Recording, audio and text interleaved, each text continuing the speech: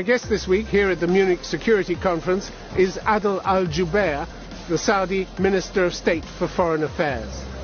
Why are there still so many unanswered questions about the murder, and why the massive crackdown on human rights activists inside Saudi Arabia? Adel al-Jubeir, welcome to Conflict Zone. Nice to be here. It's around 16 months since agents of your state murdered Jamal Khashoggi in cold blood in your consulate in Istanbul. What's striking in retrospect is that 3 days later your Crown Prince Mohammed bin Salman told the Turkish authorities to search the consulate and added, "We have nothing to hide."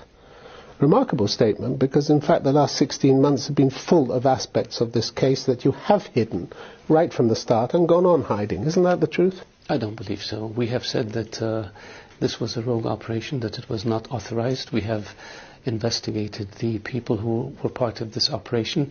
Charges were leveled against 11 of them. 5 of them were facing the death penalty. The trial began in January.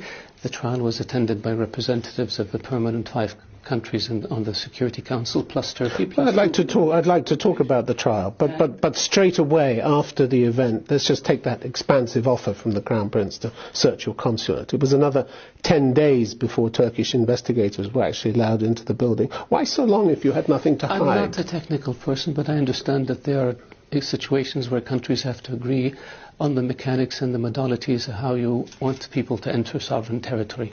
You have to agree on the equipment, you have to agree on the scope, and you have to agree.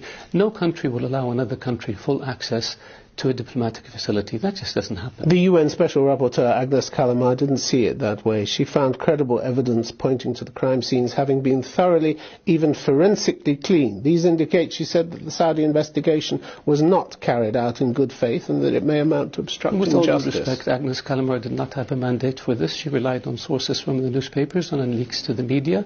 She didn't have any experts in forensics and other issues. But it's a safe assumption, isn't it? You clean up a crime scene immediately, you're hiding something. It's not a safe assumption.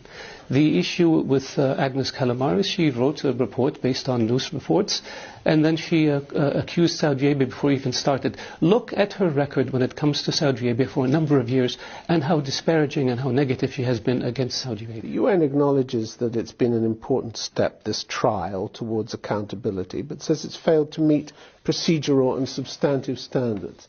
Trials being held behind closed doors.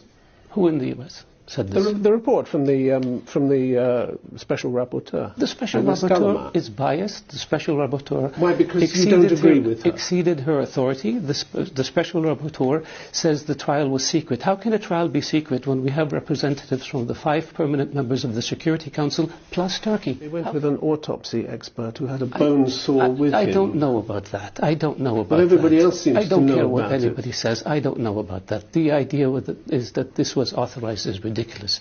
This was a rogue operation that happened, that should not have happened. We're paying a great price for it. It's a terrible tragedy, and the issue is we deal with it from a legal perspective. Jamal Khashoggi's family has come out and said, we have confidence in the Saudi judicial system. Why do you have to assume the worst when it comes to Saudi Arabia? Operations go wrong. This is a pretty bad thing to have happened. Nobody's assuming the worst here. The worst happened. Abu Ghraib was pretty bad. And they got a lot of bad publicity for it. But we're not talking We got about a lot of bad publicity for it, and we're dealing with it, and we're putting people on trial, and we will be punishing them. Mr. Al-Jubeir, in March 2017, US officials with access to classified intelligence reports told the New York Times that your Crown Prince had authorized a secret campaign to silence dissenters. That included surveillance, kidnapping, detention and torture, so-called rapid intervention team. I'm not going to comment on news reports attributed to anonymous sources. Some came from Saudi officials as well. Anonymous sources. Seems there was a standing order to Saudi intelligence to bring dissidents home. Anonymous sources. I cannot comment on anonymous sources. Everybody has misunderstood. Everybody who reports this massive crackdown, which the... what massive crackdown? On dissidents and people. We have... The human rights groups, the international human rights groups, they're all wrong. I will give you an example. They're all wrong. I will give you an example and you tell me about this hypocrisy. In the 1990s, we had radical preachers who were calling for jihad and death. Please, let me finish. You just want to take us in a different direction. You moved us in this direction. So allow me to finish. I want to point out the hypocrisy. In the 1990s, We were criticized for having radical preachers in Saudi Arabia preaching hate. When we detained them, we were criticized for taking away their freedom of speech. It's a damn if you do situation, if you don't situation. Do you want them to preach hate, or do you want them to stop? You can't have it both ways. That's the hypocrisy that we're facing. 36 countries, Germany, France, UK, Spain, Italy, Australia.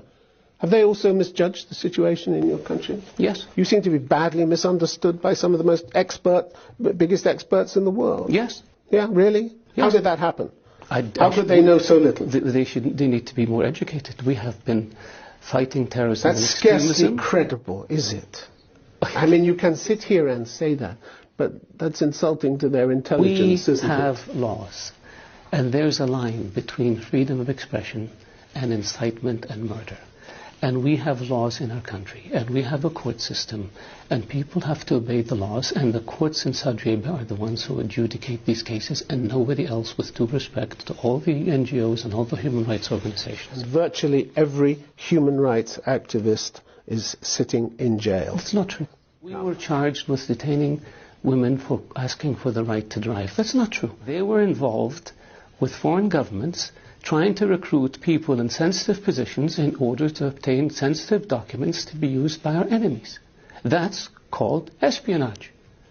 And the prosecution, when the trials are over, will present the evidence. Last month, Mr. Al-Jabir, you addressed the European Parliament in Brussels. You tell the Parliament, stop criticizing our causes. We are a sovereign nation that refuses to be patronized. Yes. You're a member of the United Nations. You're there for scrutiny.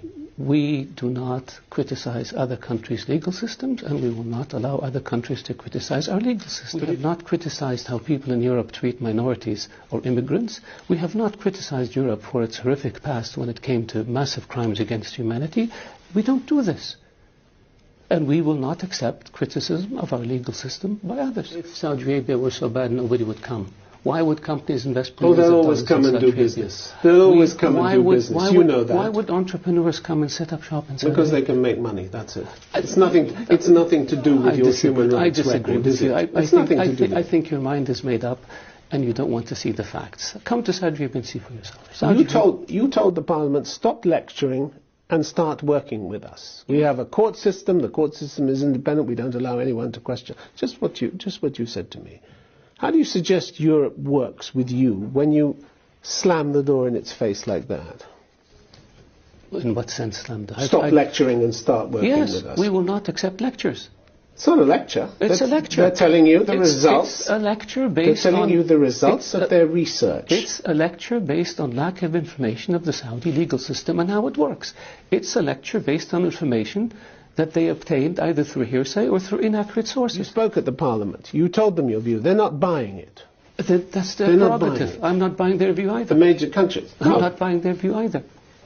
So where do they start? There's no starting point, if you look at education, if you look at healthcare, if you look at life expectancy... We're not. We're looking at human rights. That's all human rights.